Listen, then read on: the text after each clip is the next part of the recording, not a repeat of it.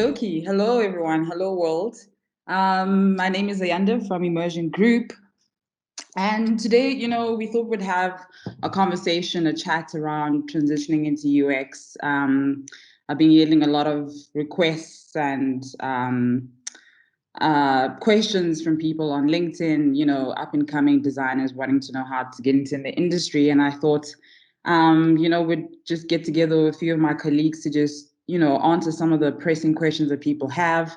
And yeah, hopefully provide some advice and guidance that will help someone out there. So two of my colleagues are going to be joining me to just unpack this topic in greater detail. Guys, do you want to introduce yourselves? Yuseerah first. Okay. Hi, my name is Yuseerah and I'm a UX designer at Immersion. I've been working in the industry for about 2.5 years now, and I discovered UX about 5 years in total. Yeah, that's me. Cool. Awesome. Hey guys, my name's Dave and I'm also a UX designer at Immersion Group. I got into UX design about 5 years ago now. Awesome. Guys, thank you so much for joining me today. So, the first thing people always ask me when they hear that I do UX design, especially people coming into the industry, is how did you get into it? What did you do? And the funny thing is, if you ask any designer or UX designer that's got into the field, everyone has an interesting story to tell, right? So I'm very curious to know with you guys, how did you discover UX? How did you get into the field? Dave, you can go first.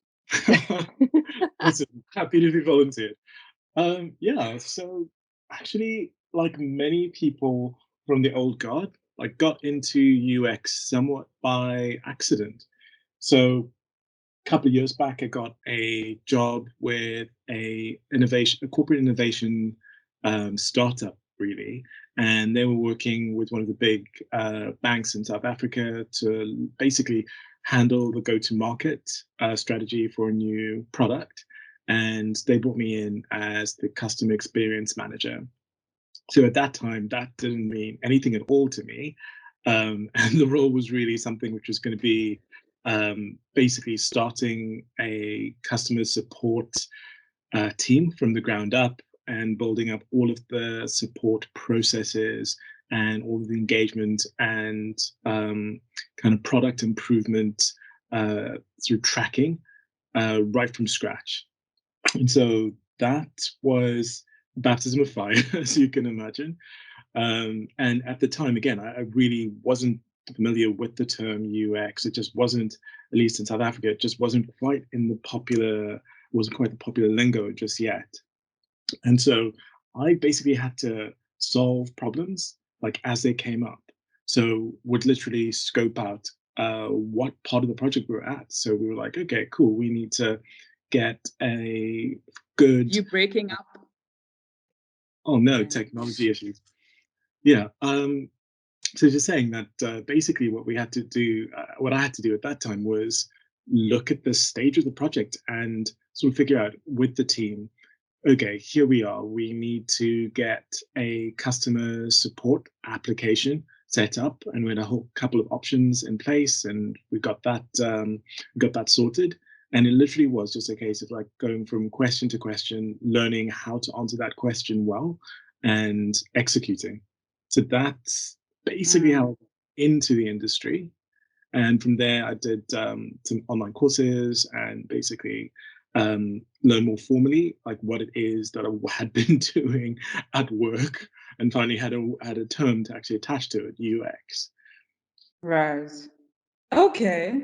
Interesting. Yuseerah, how about yourself? Mine's a little bit different.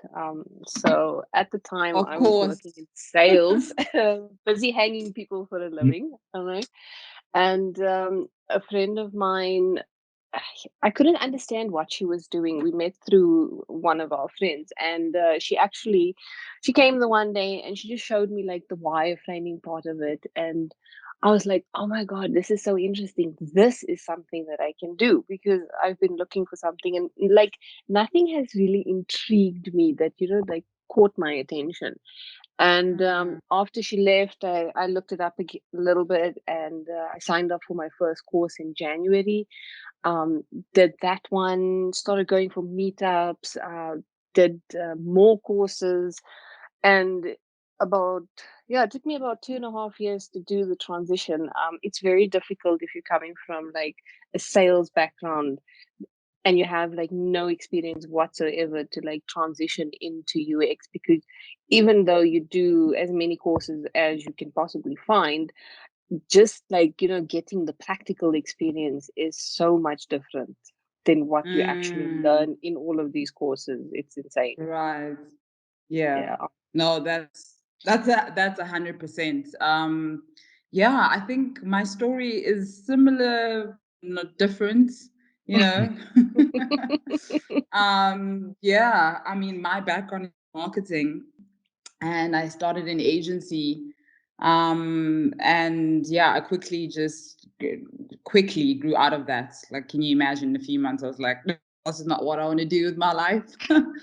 um and then I worked for a medical aid, but it was like a service provider to a medical aid, and we were doing the servicing for them. So part of my job was marketing, traveling around the country, selling the product, and basically attending to related queries for existing members, etc. And in that experience, I discovered this idea of customer experience, this idea of servicing, and how is a brand promise translated in how we service and treat our customers on a day-to-day basis. And I was just fascinated by this. I thought there's just so much opportunity, and this is where our brand is really tested. And then one day, out of the blue, I got a call from Liberty, and they're like, "Oh, we have a graduate program, customer experience." I was like, the heavens were listening to me. Yeah, and then I did a 1-year grad program, and that's when I was to UX. So basically, we had to kind of rotate and move through different spaces of customer experience, so to speak, within the business. So UX was one of them. We had business process modeling, all of these things. And yeah, I that's pretty much how I discovered UX. This lady, actually, she was the first UX person in the organization. I'll never forget it. She had just joined us from FNB.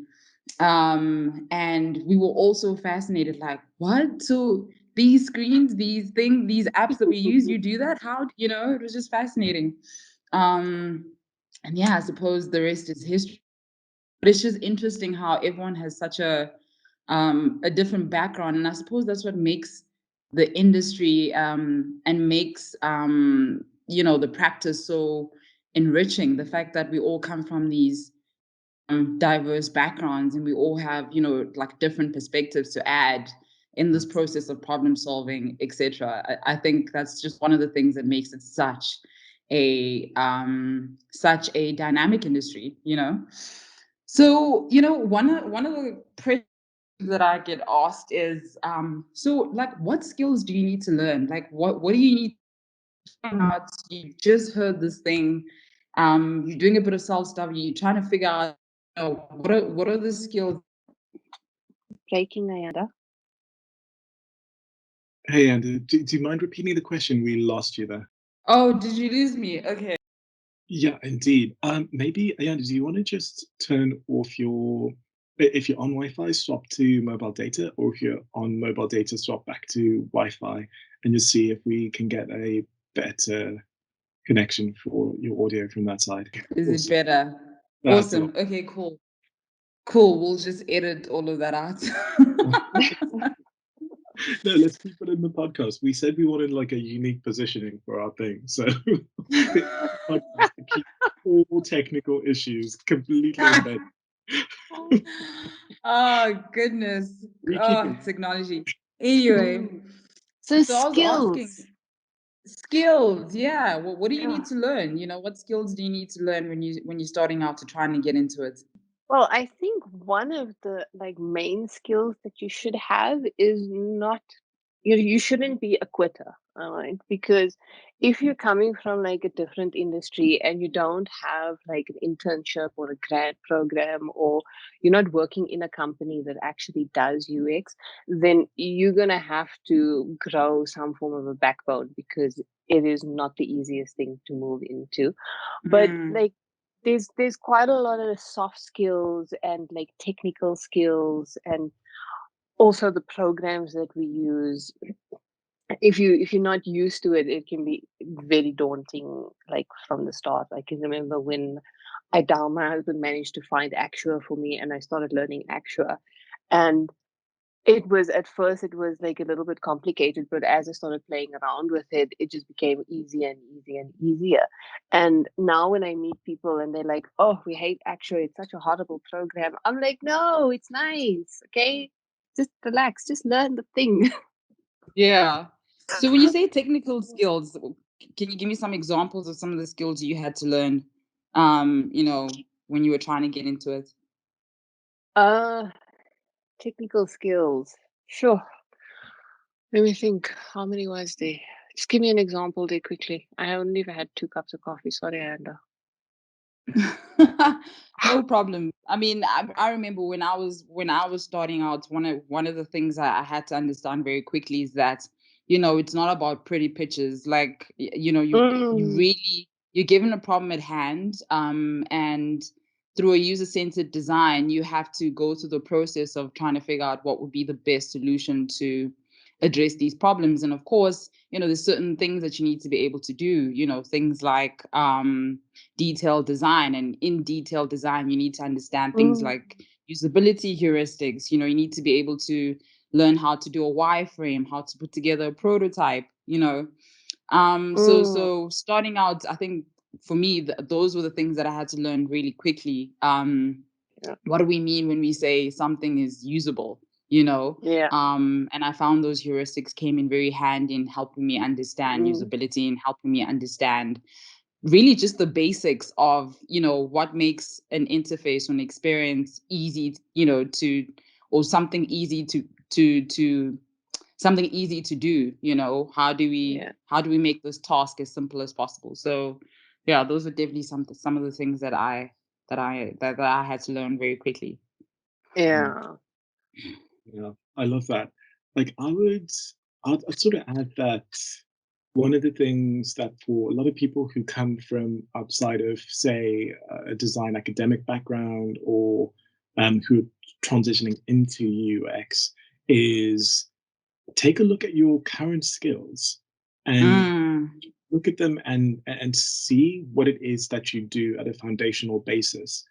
Because I think a lot of people end up discounting what they currently do because maybe mm, they're in finance, or maybe they're in law, and they end up thinking that they don't know anything about what you would apply in UX. But at least for me, like, UX is fundamentally a problem solving, like it's a problem solving process. It's really getting to understand, like, what is the problem space, what is the context, and how do we get from where we are right now to where we'd like to be. And those are, like, really fundamentally things which people do in industries outside of UX as well. So I think one of the most important things you can do is to really get like a clear sort of like heading on where you are right now. What are the things that you do really well at your current job? And make sure that you are actually, when you get down to, say, interviews, make sure you're able to highlight those things and actually speak about them with confidence without really feeling as if this isn't directly UX, so it doesn't count. It counts a lot if you're solving complex problems that involve people, humans, then you are definitely doing something that that applies a lot to UX and human-centered design. yeah, yeah. No, that's a very important point, Dave. And I guess that's what makes almost each designer unique, because they have a different perspective. They have something else to add based on their background, Mm, over and above just the technical things that you need to be able to do as part of the process. But it's also just that lens that you're able to apply, that insight you're able mm, to bring into the process. which really can be attributed to the different backgrounds that we all come from, and I think that's really that's the thing that really is important for sure, Dave. That's a really good important point. And maybe just to like close off on that point, like a lot of the stuff you will and can pick up on the job, or sort of pick up as through courses, like some of them like specific UX technical skills, you can pick those things up, but if your approach is fundamentally sort of shaky, like the way you attack problems, then that's something I'd say you really got to like straighten out and work out, over and above trying to become sort of the pixel perfect designer. If you're designing the wrong thing, that can be a problem. Yeah. So off the back of that, which courses did you guys kind of take on in your pursuit of understanding this field a bit better? I started off with the UCT Get Smarter course. It's very good to give you like a foundation of the process of UX, but not everything that they teach you in that course is actually what you get to use in the field. And then I did a bunch of courses through Interaction Design Foundation, which gave me a good theoretical knowledge, but unfortunately they don't do any like practical stuff. So it was good, but it was also not as amazing as what I expected it to be. But it was helpful. And then last year I managed to do the Human Factors International CUA course as well, which was insanely difficult, but so worth it. And Yuseerah, what would you say, which of those did you find the most valuable? It's difficult to say, okay, because yes, they are valuable. All of them were valuable in like, the knowledge that they gave me. But actually using it, like everything that they taught, like for if you take the Interaction Design Foundation for example, all right, so their stuff focuses a lot on like how you should. One of the courses is Gestalt principles, all right, and it teaches you all the different like Gestalt principles that you get, and how to use them, and it gives you an understanding of that. So how you should group stuff, what is figure and ground, all of this. But if you are not working in it, or you don't have somebody that can explain to you in detail, like, when you design, this is why we use it, then it's going to be it's almost going to feel at that time like you're wasting your time. But in actual fact, you're not. Because once you get into like a position, then it helps you quite a bit. Am I making sense? It almost Yeah, sounds like I'm not making sense. no, no, I get it. It's almost like you have to put it into context for you to really understand what this means. Exactly. It's like you almost learn more as you go along in Yeah. like the working field than what you do before you get into UX. I think the most difficult part was for me just to actually get my foot in the door. Right. Because I had all this knowledge stored in my brain that was just going to waste. Yeah, no, that's an important point. You, Dave? Yeah, I absolutely love that, Yuseerah. You're totally right. Like I would say finding a problem to solve, finding something to Right. apply your knowledge is absolutely critical. Mm. I'd always lean towards that over trying to learn more content. So for me, like the way I went about it is I did the Coursera UC San Diego interaction design specialization, and it's made up of a number of courses. And I guess you can sort of split it out into um, research and design. Those are the two major kind of components of it. And yeah, I'd say it was a really good overview into a wide range of issues. Quite good on the research side, I'd say. introducing you to sort of a contextual inquiry and really like getting people to understand why it's important to get out of the building. And actually interact with the people, interact with users, interact with participants, spend time with them, understand their context. So they did really super well on that. They did do quite a bit on things like Gestalt principles as well, and I guess more strictly kind of UI design. And I think it was a pretty good introduction. But with all things, it's useful to sort of understand just how far it has taken you. So you're certainly not going to be a UI designer coming out of that program, but you will understand the core UX principles around what makes a user interface usable and even easy to use and enjoyable. Yeah, so the program was pretty. Yeah. Like it helps in a way because as you go through it, then you kind of pick up when you look at certain websites, like, okay, here they did this wrong and here they did that wrong and they could have done this better, and this color is hurting my eyes, and small little things like that you start picking up. Right. And like you said, like you start looking at like actual objects that you use in and around the house. You start looking at that differently as well, which That's is so like true. That's like so this true. could have been designed so much better. Why is the button so small? Right? Like, is this a push or a pull? Like, do I push or do I pull? Yeah, no, that's one of the things that I suppose observed, the push and pull and the affordance of the door handle or what it actually says. And how I always get it wrong till this day. I never know when to pull the door or push the door. And that's an important point, Yuseerah. Like, it's not just about it's not just about digital products, it's about in the physical world, and how we can design these things to be easy to use, and to be enjoyable as well, and I think that's something that people don't always know, that when we think UX, it's like, it's about designing these digital products, etc. But really, it's all around us, it's about how you find directions in a mall, how is it laid out for you to get to one shop to the other. So yeah, and I think that's what makes it such a fascinating space and such a great space to be in.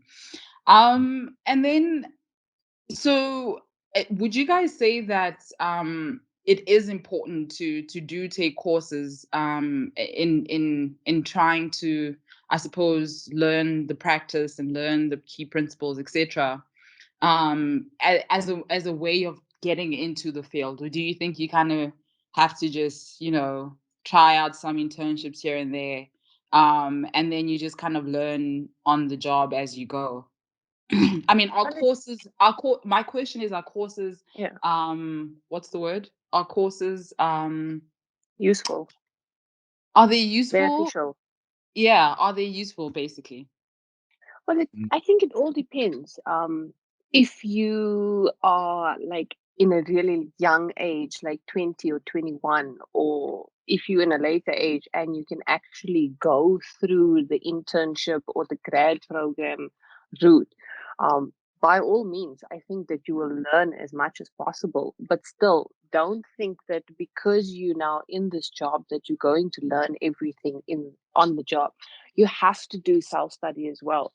Things Right. change on a daily basis. All right, new stuff emerges, design trends change, principles get defined, and if you don't continue reading and understanding, then you're gonna be left behind.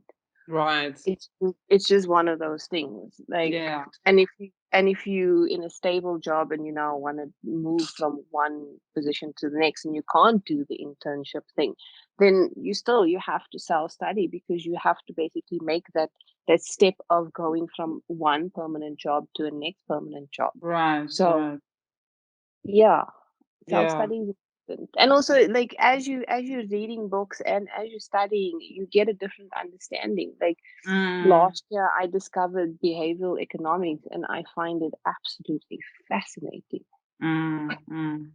Like Yeah, the human mind and how they work and what they do and why they decide on doing something is just, I can sit and look at people for hours on end. Yes, I am a yeah. sleepy person that's just sitting and looking at people because I want to see how they react, what they do.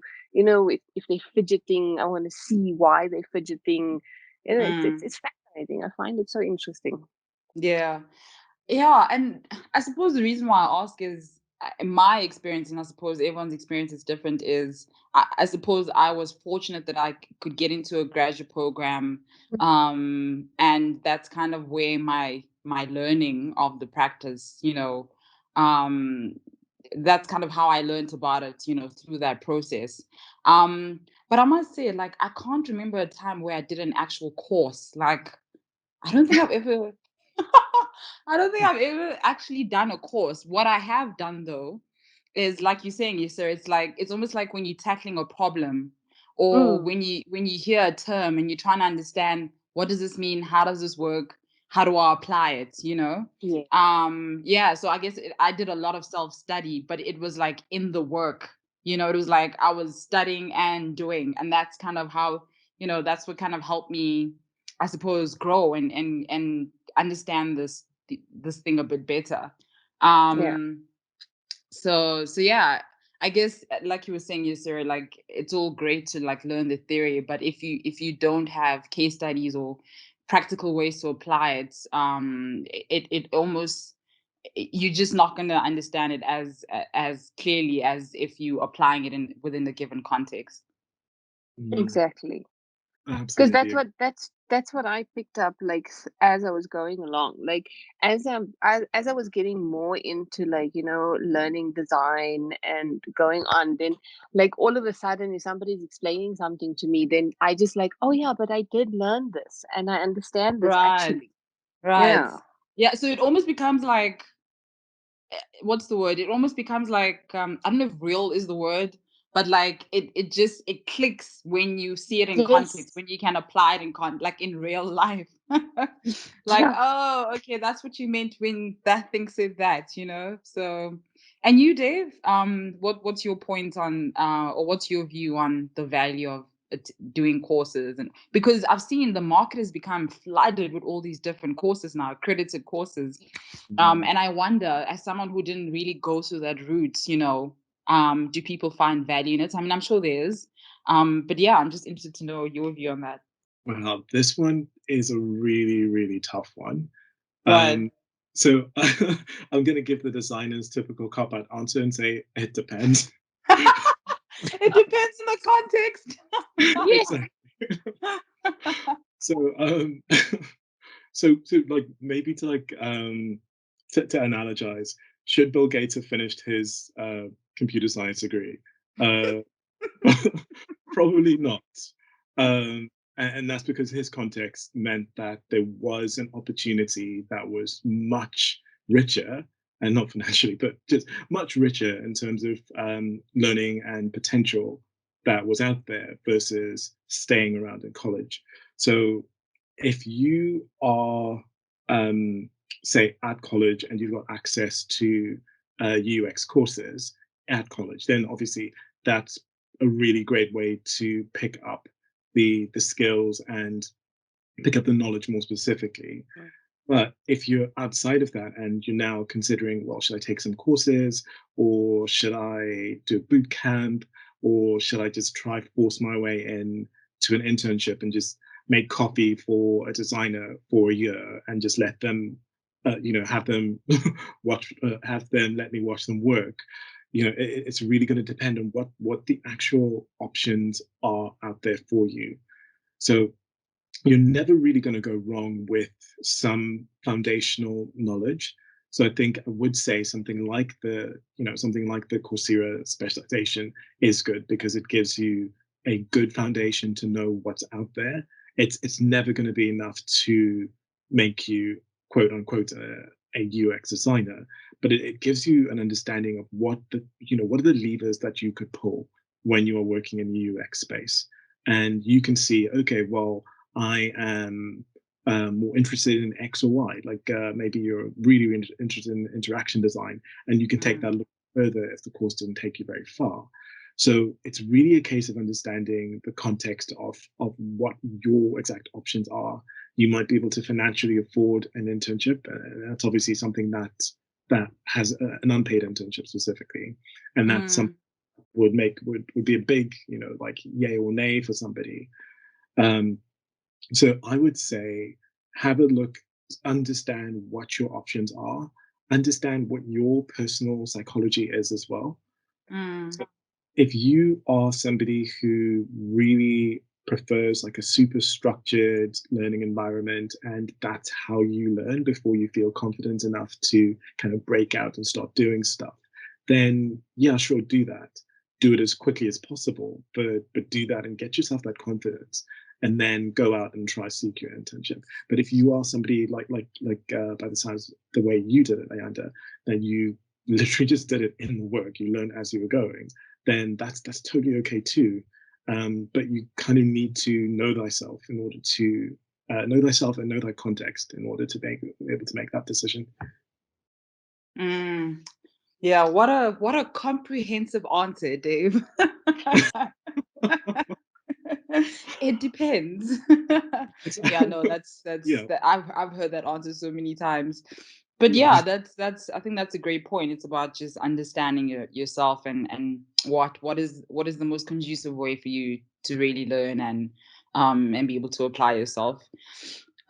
So I mean, so you learn these skills, you do these courses, you do self-study and all of these things. How do you then get in? How do you get your foot in the door? Because I think that's one of the things that a lot of the guys or guys wanting to get into the field kind of struggle with. And I guess it depends on also where they are currently, right? So you get people who are, early 30s, and they're like, you know what, actually, I've been a graphic designer for so long, I don't think this is that relevant anymore. Things have changed, how can I upskill myself? And then they discovered UX and UI and all of these things. I mean, it's like, okay, how do I do the switch? How do I, and it's tough because it's like, do I start from scratch? Whoa, what? I'm 30, I have responsibilities. Versus someone who's maybe straight out of varsity and they did I don't know, graphic design or whatever other design courses may exist. And how they would go about getting into the industry. So how did you guys get your foot in the door? I Yuseerah? did a bunch of dummy projects, more design challenges, and I think I went for an interview at almost every single company in Johannesburg. I think if I went for 20 UX position interviews in a matter of a year and a half, it's little. Um, a lot of the times, even though they could see that, that I am making an effort, I am trying, I am, my skills are improving. Because I didn't have that solid 2 to 3 years of working experience, that was a bit of an obstacle for me. So it was basically just every time a junior position came up, I would just apply. I think our HR kind of like got sick of me. So I think she must have felt stalked, most probably. She got a message from you like every 2 months, every time something comes available. But so definitely you've got to, it doesn't matter whether you're coming from graphic design or from accounting or something like that. If you're not going to go into like a grad program, you're definitely going to have to do some form of a portfolio, some form of self-study, so that when these junior positions become available, that you can actually, if you do apply for it, you can showcase some of like the work you've done, how you solved the problem, what your thinking was behind of it. You can't just put some pictures there and say, you know what, Ned, this is wireframes that I did for a UX case study, because UX is not just doing wireframes. It's actually solving the problem, and how you initially got the problem right up into where you solve the problem and you visually displaying this problem. So yeah, I'm blabbing. No, not at And all. you, Dave? But totally agree with you, Sarah. So I would maybe add a bit more detail on the whole sort of dummy projects and case studies that you can showcase. So what I think can work is finding organizations and companies who actually need UX support, but that don't have either the budget or the capacity to take somebody on full time. So a lot of people do volunteer with nonprofits, and they say, "Hey, look, I've had a look at your site and I've tested it with a couple of people, and it doesn't seem like it's really easy for people to say donate to your organization or know what causes that your organization supports so that they can donate. I can help you improve this," and kind of just basically make them an offer they can't refuse. Like, show them that you've got value and that you're actually willing to do it for free initially. Mm, And mm, often enough, you'll get some interest. Uh, Other approaches that some people have taken is to say, take like a popular app and envisage, say, a new feature that you might want to add to it. So let's say Spotify arranges its playlists in a certain way, and you'd like to see whether you what how users would respond to a different way of sorting playlists, or like displaying and discovering new music. So you mm, really just go do some research, talk to people about how they search, and then literally create like a click-through mock-up, and then head to a coffee shop, assuming this is COVID safe. Head to a coffee shop, offer people free coffee to come and run a test with you, and have them run through your prototype. And mm. there you go. You've got a case study. Yeah, that's a great idea, Dave. That's a really great idea. Um, and and it's just such a great way to really put your knowledge and the theory to practice, you know. And I suppose in a safe space. Exactly. And to really and to then build your portfolio to say, hey, this is what I did, you know, and I went and I spoke to people, you know, and this is what came out. Because that's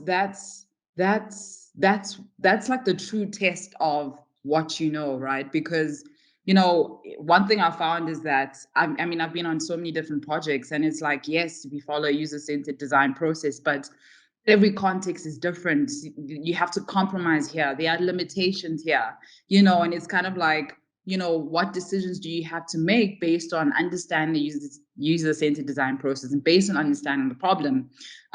What decisions do you need to make to go about solving for this problem? You know, if we can't do research, what are you going to do? What are you going to base the designs on? Do you get what I'm saying? So Yeah. yeah, I really like that idea of actually going out into the field, and just getting a feel of what we mean when we say validate designs, you know, versus just reading about it. So yeah, that's a really great idea. um and sorry, did you want to say something? Yeah, no, just on that, like another type of skill that designers should have is they shouldn't be shy. Mm, Because we have to speak to people, we have to ask people questions, and if you the right. type of person that is scared to ask questions, it's going to be a little bit difficult. Yeah, yeah, I get you. No, totally. And there's, you know, it comes with a lot of criticism as well. You know, people Mm. look at your designs and it's like, And they're like, what do you mean? That doesn't make tear sense. it up, tear it apart. Yeah, so you have to grow a thick skin very quickly. That's very true. Yeah. Cool, guys. So I think, you know, just to wrap up the conversation, I mean, we've discussed a lot around skills, courses, how you can get your foot in the door, etc.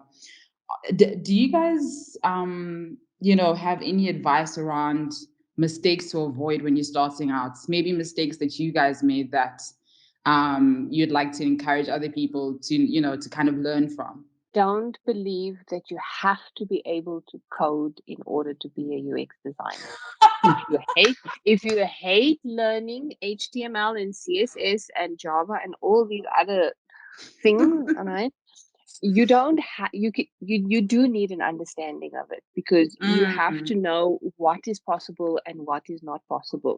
But Right. actual learning how to code, you don't have to do that. All right. I spent like a week trying to learn how to code, and no, just so many And I levels suppose, of no. especially when you're starting out, like, there's Yes. already so much you need to learn how to do. Yes, because Yeah. every single the people in South Africa doesn't understand. This is what I noticed like a lot when I was applying for work. Not everybody understand what UX and UI is actually, and what is a front end developer and a back end developer. Because Right. you find a position that is advertised as a UX designer, but once you go through the job descriptions, you basically need to have a bachelor's in arts, you need to have HTML, CSS, Java, Python. So they're actually looking for a developer. They're not looking for a UX person. Right. But they're calling it a UX person, and then you become like, then you almost start panicking, because now you're like, oh crap, like I'm trying to get into this field that sounds absolutely amazing, and I've learned all of these things, and I'm struggling to get in there, but now I need to learn to code as well. Like, they don't understand the pressure that they put onto people with their misconception of not knowing what is what in the world. Yeah, and that's an important topic, Yuseerah. That's actually a topic we're going to cover in another session, which I think is quite important. Because there's a lot of clarity that needs to be made for sure. Yes, definitely. Yeah. Dave, on your side, any mistakes we can learn from or things to avoid? Yeah, I guess to riff on Yuseerah's point from earlier, like not being I guess like it really comes down to, again, like your personal psychology, like knowing how you respond to criticism, and knowing how you respond to like learning.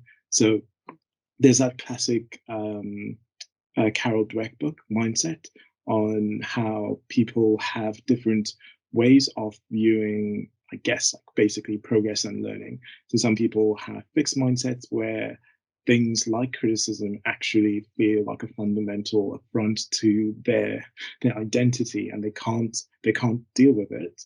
And whereas growth mindset people take on criticism, and they take on challenges as opportunities to actually gain and learn the things that they don't have. And this isn't like trivial, like, because obviously, like, a person is their psychology is based on their upbringing. It's going to be based on so many factors that have had such a long time to get entrenched and ingrained. But I would say just give it a shot and a start at really trying to shift towards looking at challenges, because they always will arise. Setbacks will always arise, even on projects once you've got the UX job. How do you actually approach that when something goes wrong? And how do you slowly shift yourself across into a growth mindset, such that you keep yourself moving despite the setbacks, and you keep learning? And there's like this, there's the saying they have around the best diet, because people always like looking for the diet that'll work best for them. That the best diet is the diet that you actually stick to. And I think there's such wisdom in that saying, and that whatever it is that keeps you moving is the right thing for you to be doing. Powerful, Dave. Powerful. Yeah, I 100% concur. And I think another thing just to add to that is that, I mean, I remember when I was starting out, like I almost felt like I had to know everything at once. Like I was just like, oh my God, I almost had FOMO, like, how do I not know this? How do I not know that? And it becomes very overwhelming. You really just have to be patient with yourself. and understand that it's a journey. Understand that certain things are going to change, and you're eventually going to get to a point where you start to question the very same things that you learned. So yeah, I would encourage people to just really just be patient with yourself. Take it one concept at a time, literally one concept at a time. And you'll see that over time, as you practice, as you apply yourself, these things are going to start to become, like a second language. It's just going to become simple and intuitive, But Absolutely. guys, thank you so much. This has been great. Yeah, it's been interesting hearing your experiences and just your opinions. Just around, how to get in, etc. I hope the people out there took something away from this conversation, and hope somewhere out there, the advice that we provided might help in some way. And yeah, I'm sure the peeps will leave the questions in the comment section should they want to clarify anything further. But thank you so much. Any last words from you guys? Yeah, well, you raised something really interesting there, which is probably another topic we really should jump into, which is imposter syndrome. Right. Yes. That's a huge thing, and Yeah, that's something we definitely need to get into and our own experiences of it. it might be like good to just like say up front, it probably never goes away. It's just going to be a question of how you deal with it as you progress. Right. So if you're okay, if you're feeling it, you're okay. Sarah? Don't give up if it's what you want, and it's the dream that you're chasing. Don't give up. It will be difficult, and some days you will feel that, like, why do I even bother? But at the end, well, personally, I have never been happier I to do what I enjoy. Like, if I had to sit and work at night, it doesn't feel like I'm working. It feels more like a hobby to me. So if you're passionate about something, grab it with both hands. Yeah. And I suppose if all else fails, do what Yuseerah did, just be very persistent with the HR recruiter. That as well. Yeah. Definitely. Awesome, guys. Thank you so much. And yeah, till the next chat, till the next dialogue. Take care, everyone. Bye. So much, Okay, super good. bye. Yes.